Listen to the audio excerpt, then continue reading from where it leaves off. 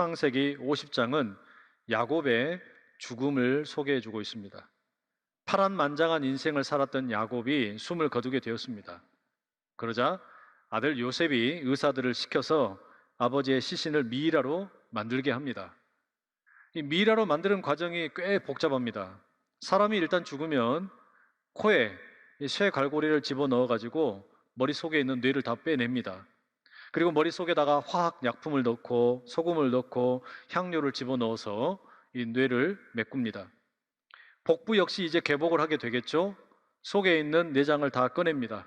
똑같은 방식으로 이 속을 채우게 되는데 그 종려나무, 그러니까 올리브 열매에서 나온 물을 이 복부를 다 깨끗이 닦아냅니다. 그리고 난 다음에 이제 화학약품이나 소금이나 향료를 넣고서 다시 배를 이렇게 볶게 하는 작업을 합니다.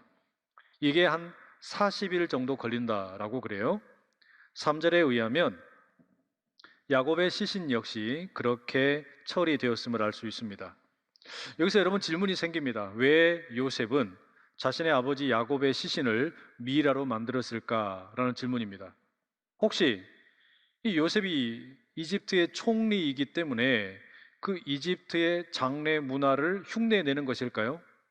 그건 아닐 겁니다.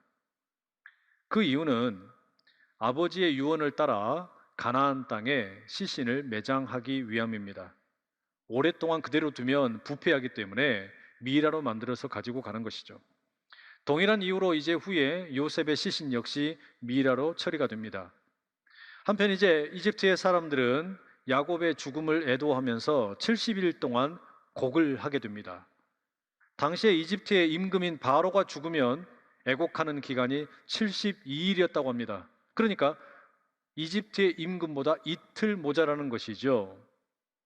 사실상 이 야곱의 장례가 이집트의 국장이었음을 짐작하게 하는 대목입니다. 후에 모세와 아론이 죽었을 때 이스라엘 사람들이 30일을 애곡합니다. 사울 왕이 죽었을 때는 7일 동안 곡을 합니다. 그러니까 야곱을 위해서 70일 동안 애곡을 했다라고 하는 것은 이 장례의 규모가 어마어마했다라는 것을 짐작하게 하는 것이죠. 요셉이 애굽의 총리였기 때문에 이런 일들이 가능했습니다. 요셉 역시 70일 동안 아버지를 위해서 곡을 합니다. 그리고 그 이후에 즉시로 바로의 왕궁에 자신을 대신해서 고위 관리를 보냅니다. 자신이 상중에 있기 때문에 왕궁에 출입을 못하는 이유, 바로 그런 이유 때문에 다른 사람을 대신 보냅니다. 그리고 임금에게 요청을 합니다. 아버지의 유언을 따라 가나안에 아버지의 시신을 매장하게 도와주십시오. 휴가를 청원하는 것이죠. 바로는 요셉의 청을 허락합니다. 이제 야곱의 장사를 위해서 가나안을 향하여 장례 행렬이 출발합니다. 어마어마합니다. 이 이집트의 임금이 총리인 요셉의 그 직분에 걸맞게 이 규모를 어마어마하게 준비해 줍니다. 바로의 모든 신하들과 이집트 전체의 모든 원로들, 그리고 요셉의 온 집안 식구들, 그리고 형제들, 아버지 야곱의 식구들 다 함께 포함이 됩니다. 이 장례 행렬이 요단강 건너편 아닷의 타작 마당에 도착하게 됩니다. 요셉은 그곳에서 아버지를 생각하며 이제 마지막으로 7일 동안 애곡하게 됩니다.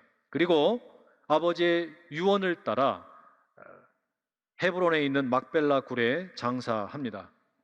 그 모든 장례를 마치고 다시 애굽 땅으로 돌아오게 되죠.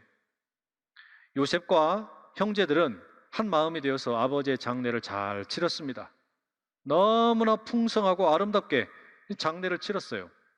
그런데 여러분, 오늘날 우리도 그렇지만 장례를 치르면서 갈등이 봉합되는 경우도 있지만 어떤 경우에는 장례를 치르면서 재산 싸움이나 갈등이 터져버리는 경우도 있어요.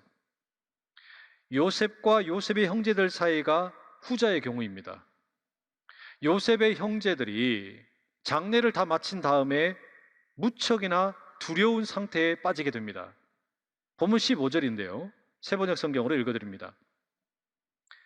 요셉의 형제들은 아버지를 여의고 나서 요셉이 자기들을 미워하여 그들에게 당한 온갖 억울함을 안 갚음하면 어찌하나 하는 생각이 들어서 여러분, 이게 무슨 의미입니까? 장례는 일단 잘 마쳤어요. 그런데 장례를 마치고 나서 보니까 이 형들이 이제 겁이 나는 겁니다. 아버지가 살아있을 동안에는 아버지 때문에 요셉이 우리를 봐줬을지 모르지만 이제 아버지가 돌아가셨으니 우리에게 보복할 것이다. 복수할 것이다. 이런 두려움에 빠진 겁니다. 그런데 여러분, 우리가 창세기 45장의 5절에서 8절의 말씀을 읽어보면 요셉은 이미 형들을 용서했습니다. 형들이 흉년에 곡식을 구하러 가나안 땅에서 애굽으로 내려왔잖아요. 그 형들에게 자기 신분을 밝히죠. 나는 애굽의 총리이지만 그에 앞서서 형님들의 동생 요셉입니다. 자기 신분을 밝힙니다. 그리고 45장 5절에 이렇게 말을 했어요. 세번역 성경입니다. 그러나 이제는 걱정하지 마십시오. 자책하지도 마십시오. 형님들이 나를 이곳에 팔아 넘기긴 하였습니다만 그것은 하나님이 형님들보다 앞서서 나를 여기에 보내셔서 우리의 목숨을 살려주시려고 그렇게 하신 것입니다. 하나님께서 나를 이 땅에 먼저 보내셨다. 그러니 걱정하지 마라. 나는 다 용서했다. 요셉이 말을 합니다. 요셉이 자신들에게 그렇게 용서를 베풀었음에도 불구하고 형들의 마음은 어때요? 여전히 무서운 거예요. 두려운 겁니다. 바로 그런 두려움을 떨쳐내기 위해서 장례를 마치자마자 요셉에게 전가를 보냅니다. 그게 오늘 본문 16절과 17절입니다. 세번역 성경으로 읽어드립니다. 아버지께서 돌아가시기 전에 남기신 유언이 있습니다. 아우님에게 전하라고 하시면서 너의 형들이 너에게 몹쓸 일을 저질렀지만 이제 이 아버지는 네가 형들의 허물과 죄를 용서하여 주기를 바란다 하셨습니다. 그러니 아우님은 우리 아버지께서 섬기신 그 하나님의 종들인 우리가 지은 죄를 용서하여 주시기 바랍니다. 여러분, 이 말씀 읽는데 어떤 느낌이 드세요? 저는 이 말씀을 읽는데 무척이나 씁쓸한 생각이 들었습니다. 안타깝다라는 생각이 들었습니다. 형들의 모습을 보세요. 이미 요셉으로부터 용서를 받았지만 그 용서를 제대로 누리지를 못하는 겁니다. 이미 용서를 받았는데 그 용서로부터 자유함을 누리는 것이 아니라 오히려 계속해서 마음에 근심이 있는 거예요. 그래서 다시금 아버지 야곱의 유언을 언급하면서 용서해달라고 구하고 있습니다. 여러분, 이게 죄의 무거움입니다. 죄악의 무거움이라는 것이 우리를 이렇게 짓누릅니다. 우리가 예수 그리스도를 믿고 예수님의 십자가의 공로로 죄의 용서를 받습니다. 그런데 그럼에도 불구하고 우리는 본능적으로 계속해서 그 죄에 눌려 있을 때가 많아요. 그렇게 살아갈 때가 많습니다. 바로 그걸 지금 요셉의 형들이 보여주고 있는 겁니다. 형들이 요셉에게 전하는 그 야곱의 유언이 진짜인지 가짜인지 확인할 방법은 없죠. 그런데 형들이 요셉에게 용서를 구하고 있는 것, 이 자체는 우리가 상당히 비중 있게 생각을 해볼 수 있습니다. 왜냐하면 야곱의 유언 속에 포함된 허물 혹은 죄라는 단어들은 아주 무게감이 있는 단어들이기 때문입니다. 이것은 보통 사람이 하나님에게 죄를 지었을 때 표현하는 단어들입니다. 그게 허물이나 죄라는 히브리 말의 뜻입니다. 그러니까 지금 형들이 요셉에게 용서를 구하면서 아버지의 유언을 빌려서 이야기하는 게 뭡니까? 자신들의 허물과 죄를 용서해 달라는 거죠. 이 말은 뭘 말하는 거냐면 지난날에 형들이 요셉을 인신매매했습니다.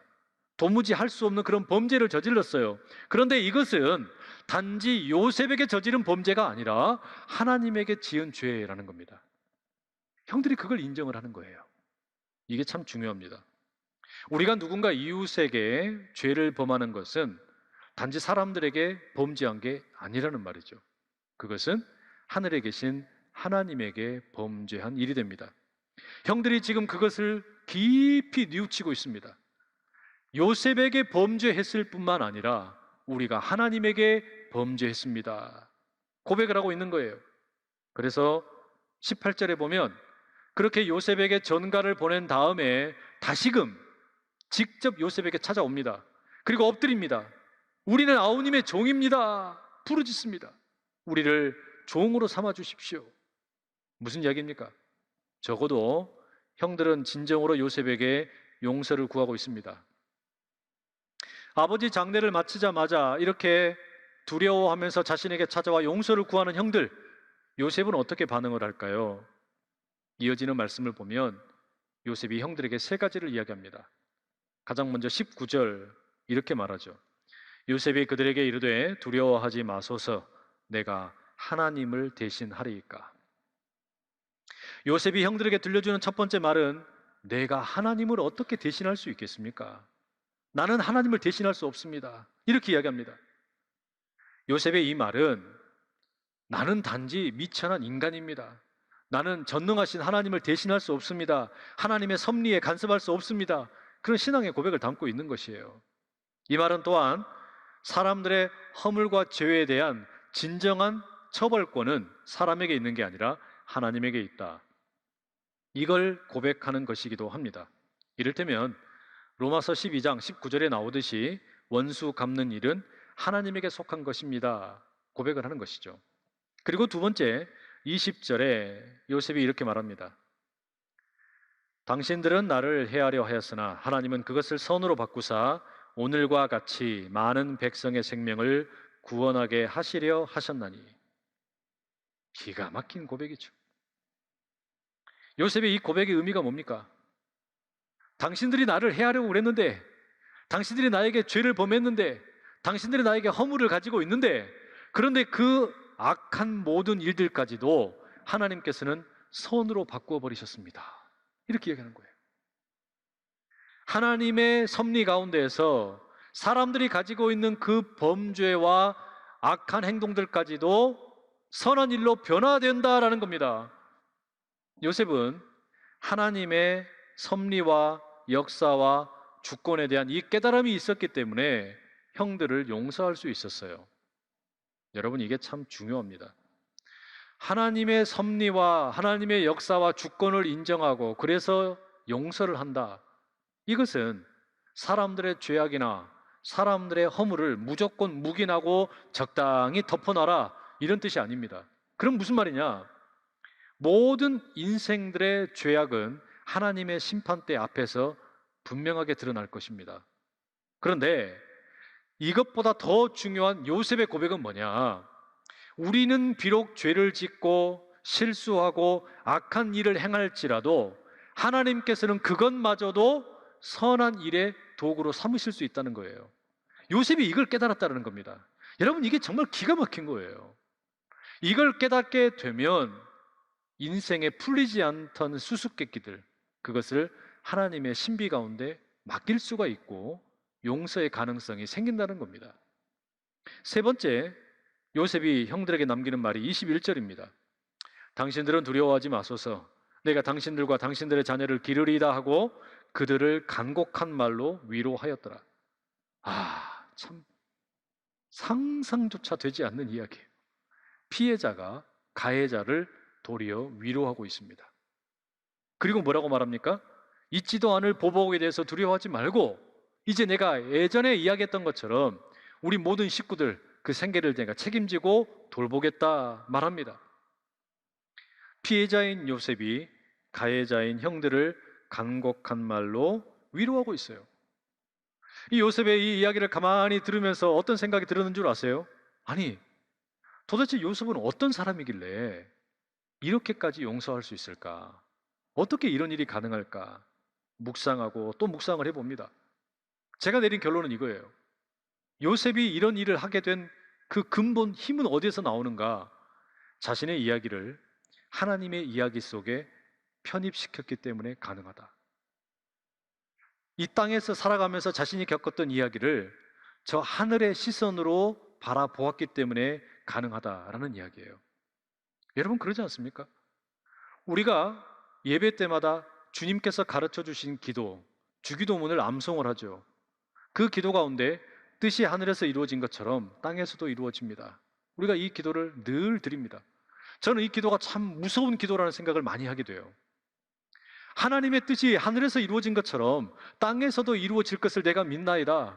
여러분, 이 고백은 그저 거룩하고 듣기 좋은 표현이 아닙니다. 신앙의 그냥 아름다운 미사 여구가 아니라는 이야기예요.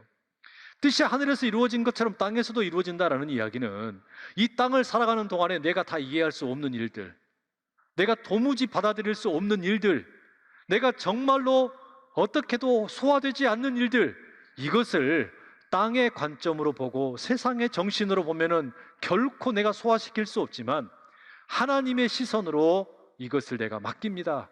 이 고백 아니겠어요? 그러니 여러분, 바로 이 고백을 하는 사람이 요셉의 용서를 할 수 있는 겁니다. 내 이야기를 땅의 시선으로 두게 되면 우리는 함무라비 법전의 수준에 머무르게 돼요. 눈은 눈으로, 이는 이로, 악은 악으로 갚는 겁니다.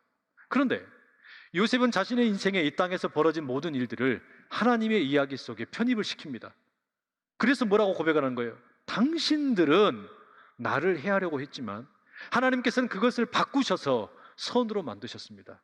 그리고 오늘과 같이 우리 모든 이스라엘 사람들뿐만 아니라 이집트 사람들까지, 나아가서는 이 땅의 많은 사람들에게 흉년을 이길 수 있는 하나님의 구원을 베푸셨습니다. 이 고백을 하는 거예요. 여러분, 이것은 땅의 관점으로 바라볼 때는 결코 나올 수 없는 고백입니다.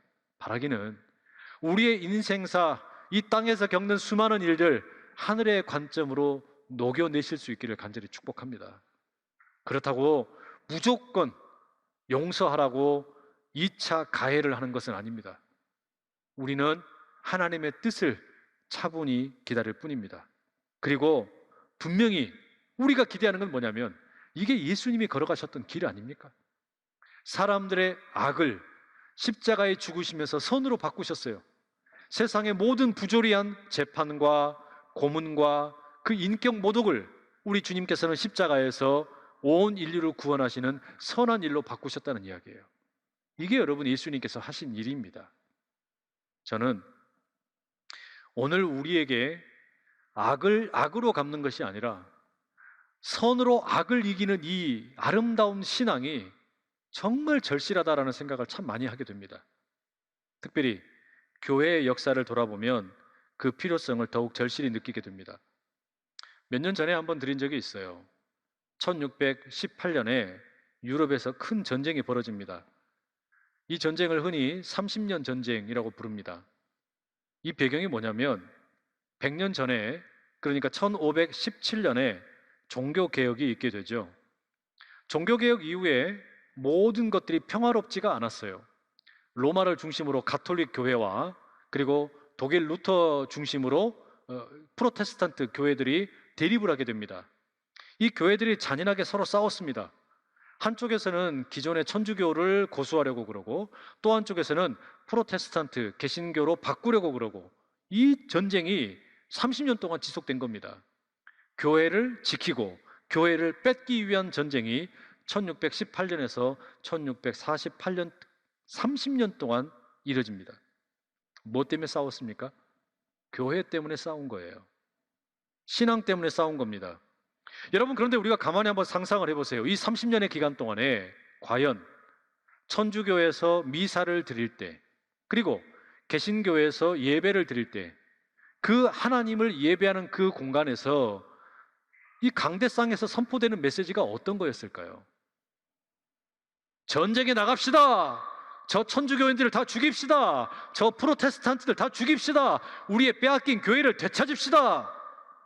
아마 이런 파괴적이고 선동적인 설교 메시지가 온 교회를 사로잡았을 겁니다.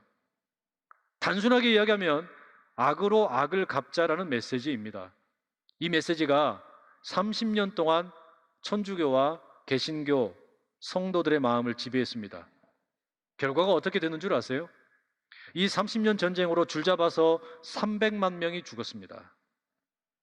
하나님의 최고의 걸작품으로 하나님의 형상대로 지음받은 인간이 동일하게 하나님을 믿는 사람들끼리 전쟁을 하다가 300만 명이 죽었어요. 이교도하고 싸우다가 이렇게 전쟁이 나서 그런 게 아니란 이야기입니다. 같이 예수 믿는 사람들끼리 싸우다가 300만 명이 죽었어요. 너무나 잔인한 전쟁의 결과입니다. 결국 1648년 전쟁이 발발한 지 30년 만에 처음 전쟁이 시작되었던 아우크스부르크에 카톨릭과 프로테스탄트 양 진영의 대표들이 모입니다. 그리고 휴전 협상을 하게 됩니다. 그 휴전 협상의 내용이 너무나 허무합니다. 30년간 우리가 죽자고 싸워가지고 양측에서 300만 명이 죽었다. 그런데 변한 것은 아무것도 없다. 그러니 오늘부로 그냥 휴전하자. 현재 상태대로 전쟁 끝내자. 개신교 니들은 개신교 너희들 모습대로 예배 드려라. 천주교 너희들은 너희들 모습대로 예배 드려라. 우리 각자의 길을 가고 우리가 하나님을 함께 그냥 섬기는 걸로 그냥 가자. 여러분, 이게 유럽에 깊이 뿌리 내려 있는 갈등 중에 하나였습니다. 허무합니다. 악으로 악을 갚다가 너무나 깊은 상처가 남아버린 거예요. 상처뿐인 좌절, 죄악, 죽음, 그리고 실망만 남게 되었습니다. 여러분, 바로 이런 일들이 우리의 역사 가운데 너무나 많이 일어나고 있어요. 여러분, 도대체 그리스도인이 모인 교회와 그리스도인의 가정이 세상과 다를 바 무엇이 다른 겁니까?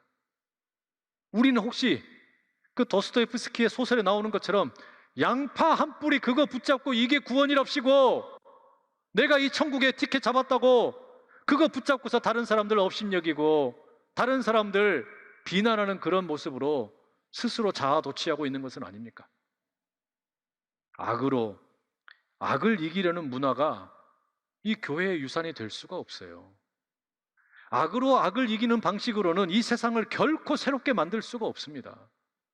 그래서 우리는 여러분, 모든 인생의 해답이 십자가에 있다고 말하지 않습니까? 왜 십자가가 해답입니까? 선으로 악을 이겼기 때문입니다.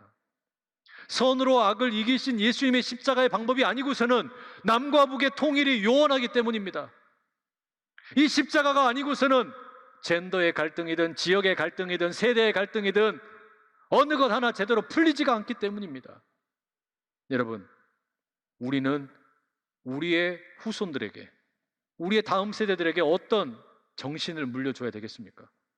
하나님께서 우리에게 요구하시는 것은, 요셉을 통해서 우리에게 들려주시는 것은 뭡니까?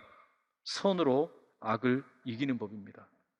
선으로 악을 이기는 그런 가정을 만들어가고, 그런 교회를 만들어가고, 그런 영향력이 세상 가운데 흘러가고, 그래서 이 교회가 세상의 희망이 되고 우리의 가정이 건강해지고 남과 북이 통일되고 아름다운 문화가 만들어지는 것, 여러분, 바로 그 출발은 정치도 할 수 없고 경제도 할 수 없으니까 그래서 세상의 희망이 교회라고 이야기하는 거 아니겠습니까?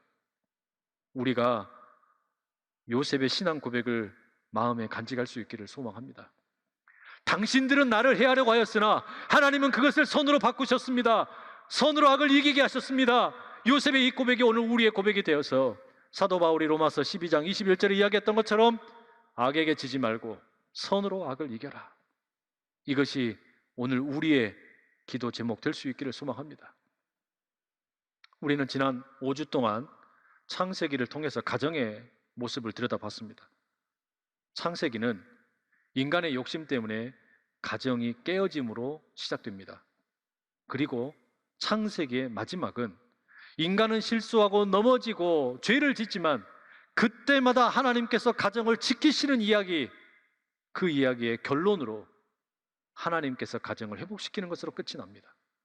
아브라함의 가정에 개입하시고 이삭의 가정에 개입을 하시고 야곱의 가정에 개입하신 하나님, 그 하나님께서 요셉과 그의 형제들 가운데도 다시 개입을 하십니다. 요셉의 입술을 통해서 고백하게 하십니다. 선으로 악을 이기는 가정을 이루어 가라 말씀하십니다. 여러분, 그 은총이 우리의 가정 가운데, 교회 가운데, 그리고 흘러넘쳐서 이 세상 가운데 가득할 수 있기를 간절히 축복합니다.